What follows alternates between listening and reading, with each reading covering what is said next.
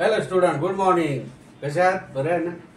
आता बघा, तुम्हाला काल पण एक्झामिनेशनचं क्वेश्चन पेपर सोल्युशन आपण सुरू केलंय. दररोज कालच सांगितलं, yesterday I have told you that you make 2000 pages for the mathematics and 2000 science and as well as the English. Okay, so you write in that notebook and then you study.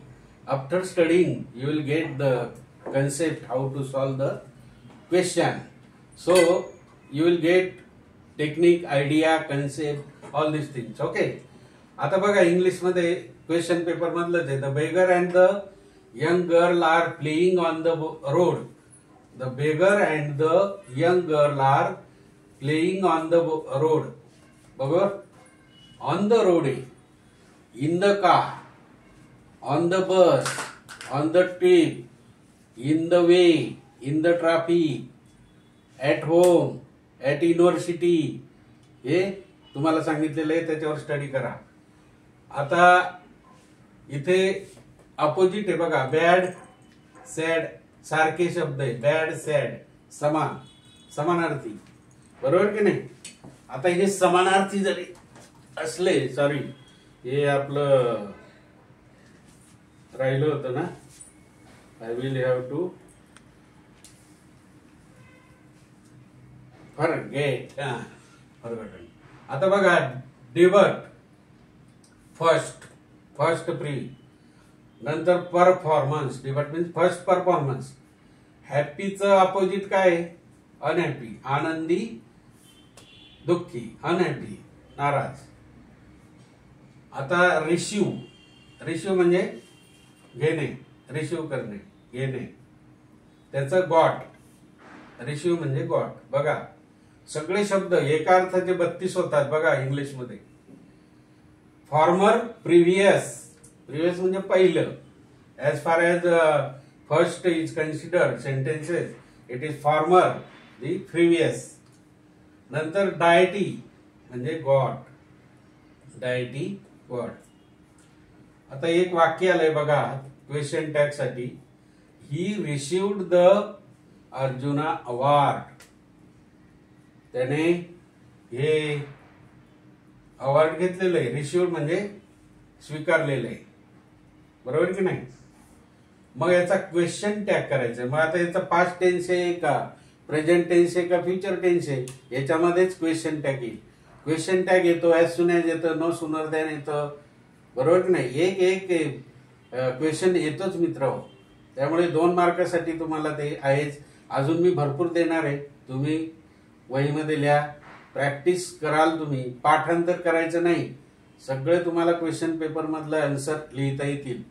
आणि नंतर 2-3 महिन्यानंतर तुम्ही question paper लिहायला घ्या.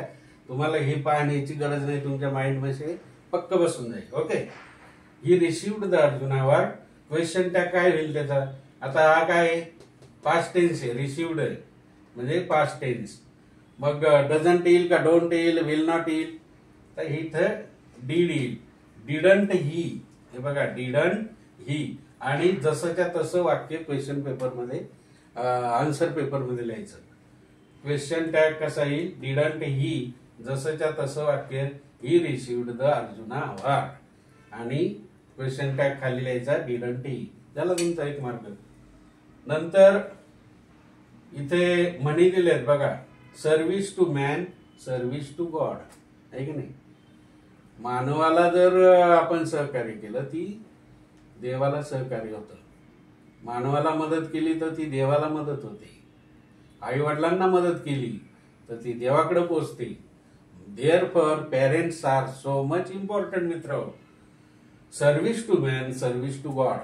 आवर parents are so much important, as well as the sister, mother, so on, brother. Our relatives are so most important. That is why service to man, service to God. ती कोणाकडे पोहोचते? आपल्या आईला मदत असेल, वडिलांना मदत असेल, भावाला असेल, बहिणीला असेल, तर ती डायरेक्ट गॉडकडे म्हणजे देवाकडे पोहोचते.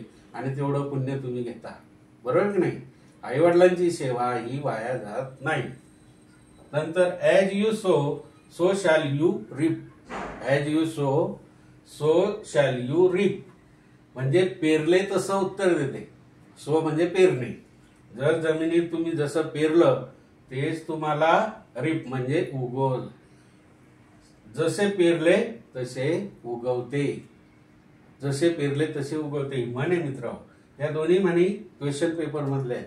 इथे ब्लँक्स होतं, फिल इन द ब्लँक. तर सो शॅल यू रिप असे शब्द आहेत. एका अर्थाचे 32 होतात. 8-15 तर मी सांगतोय प्रत्येक वेळेला, आणि तुम्ही वही करून हे लिहित जा दररोज. Okay, thank you. Study hard, life enjoyment मित्र हो. Okay, bye.